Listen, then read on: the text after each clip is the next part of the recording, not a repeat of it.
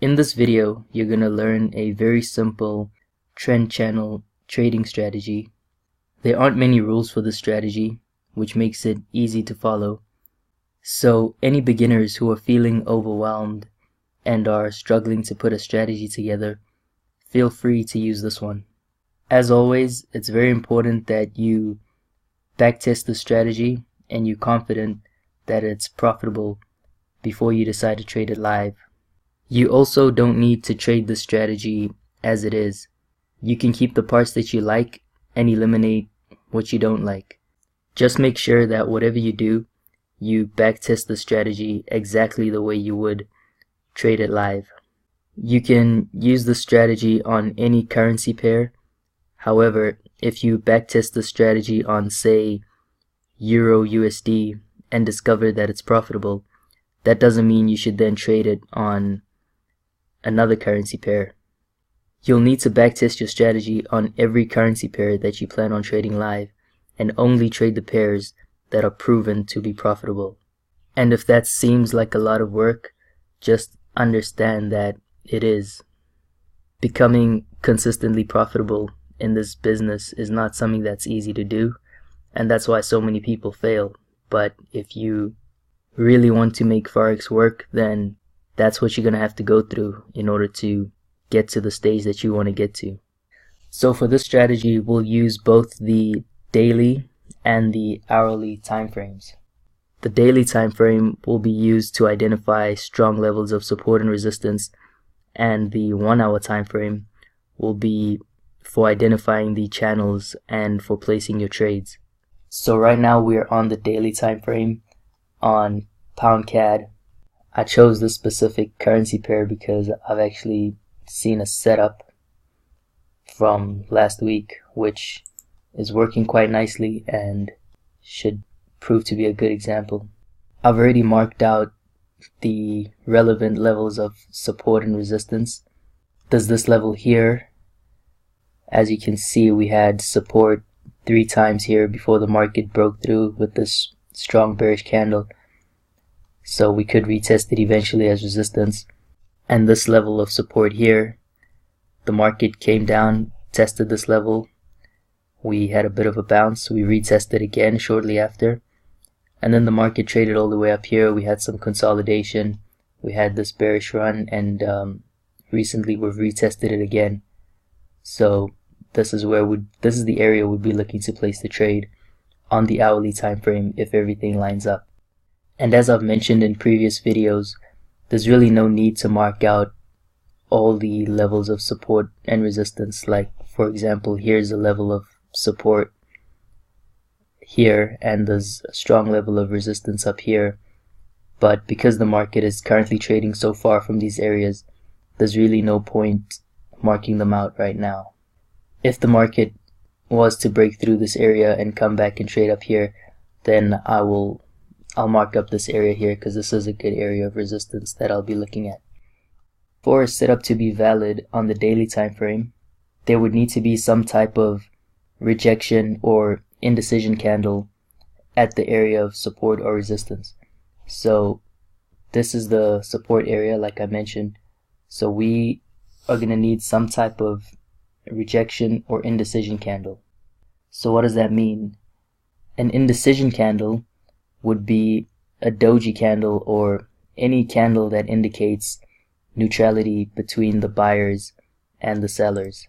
For example, this candlestick right here on the daily, this was on the 9th of May, this would be a indecision candle because you can see the market opened around the same area that it closed at.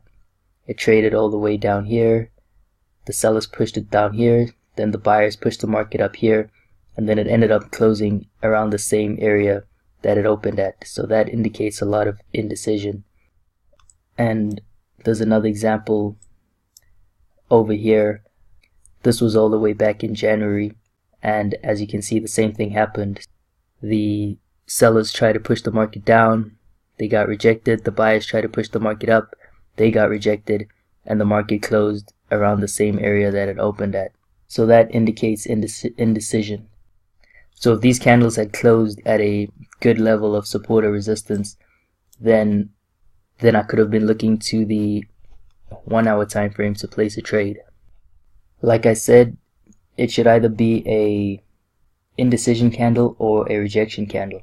What we have here is a rejection candle, and a rejection candle would be a pin bar or engulfing type candle, or any candle that indicates a strong influx of buyers or sellers entering the market.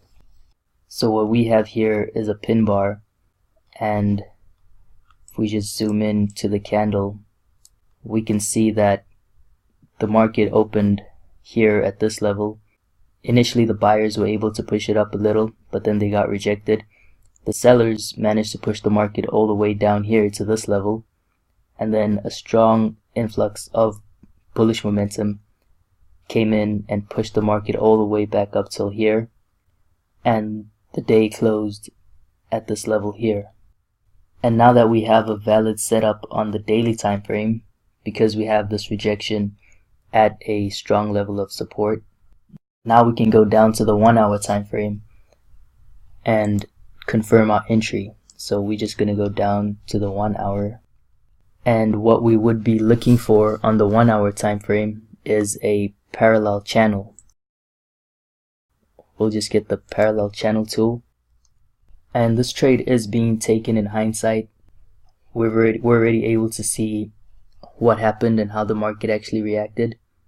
But if we were taking this trade live, if we just go back to the daily time frame, we would have seen the rejection candle on the 22nd. Basically, as soon as this candle here has printed, as soon as this candle is closed, then we can start looking for a setup. If we go back to the 1 hour time frame, we can see that the 22nd was this day here.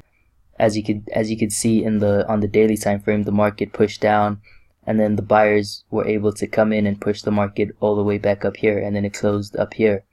From the 23rd, from this candle here, this is when we can start looking for valid setups.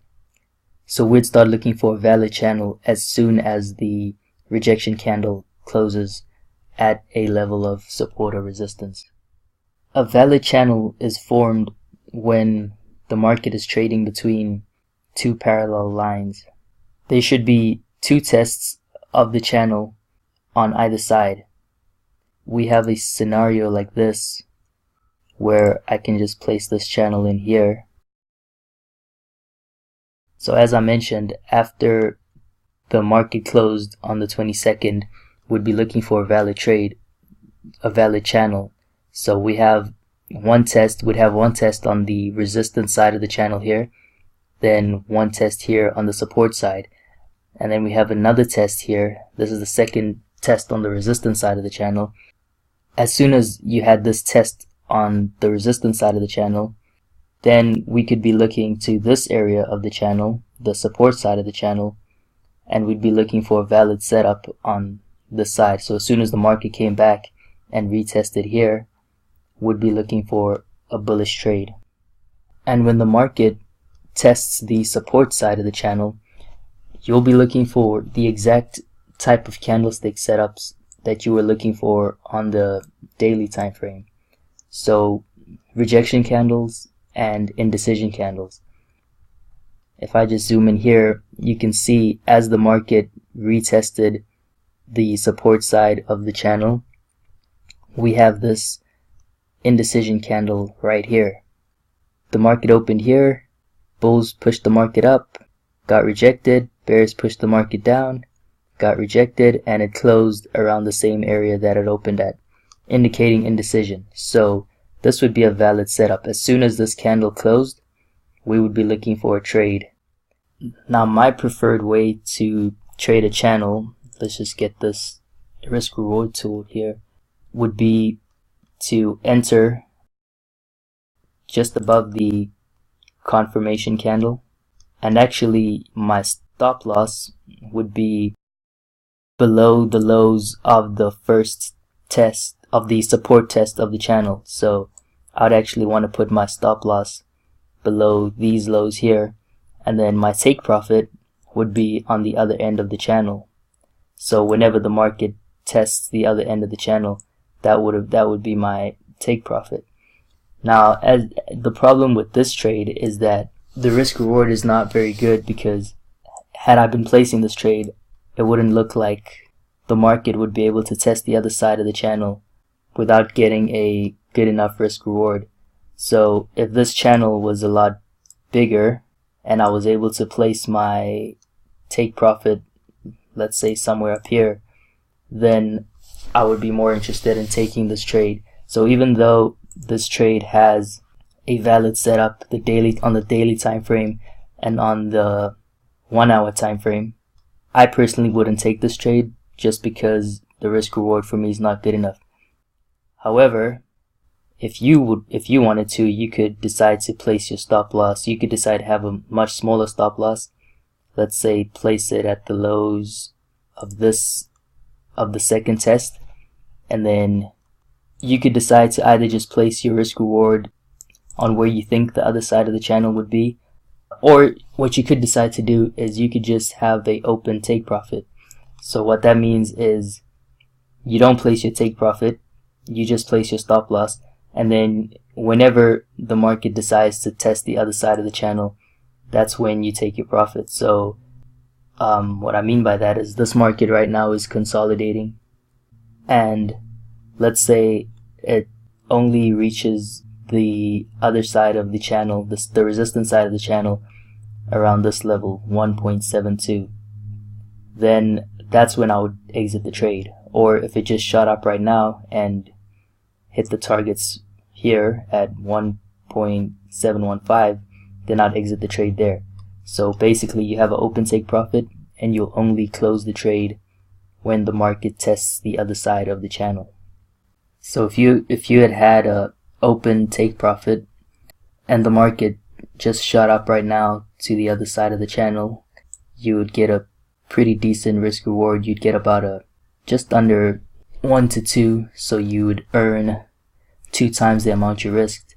But if the market was to consolidate here and then eventually trade it up around 1.72, then your risk reward in this case would be just under 1 to 3, meaning you would earn 3 times what you had risked. How you actually decide to implement the strategy in terms of where you want to enter and place your stop loss and take your targets, that's up to you. Just make sure that you backtest it. You can try out different methods and see exactly what works best for you. Maybe you don't like having such a tight stop loss. You want to protect your stop loss and place it below the lows here. Or maybe you don't like the idea of an open take profit and you'd rather take targets as quickly as possible. But that's all up to you. Just make sure it's backtested and you know that it actually works and can produce consistent profits over time. You should also have your own rules for exiting a trade early. For example, you could say if the market is consolidating too much, you could just exit wherever the market is at the time. Or you could decide that if the market was to trade back down to the support side of the channel, and if it broke through this end of the channel, that could invalidate the trade, and you could have a rule to exit the trade if that happens. The important thing is that you are consistent with whatever it is you're doing. You do the same thing each time, and I know I keep mentioning this, but backtest. Backtesting is extremely important when it comes to creating a strategy, because how else are you going to know that the strategy is actually going to work? You could spend 3 months of your life trading a strategy just to find out that the strategy isn't profitable, or you could spend the next week of your life backtesting a strategy over a 3-month period and actually seeing whether historically the strategy was actually profitable or not, and the likelihood that it'll be profitable again in the future. You'd also obviously only look for bullish trades when the daily chart is rejecting or showing signs of indecision at support, and you'd be looking for bearish trades when the daily chart is rejecting or showing signs of indecision at resistance.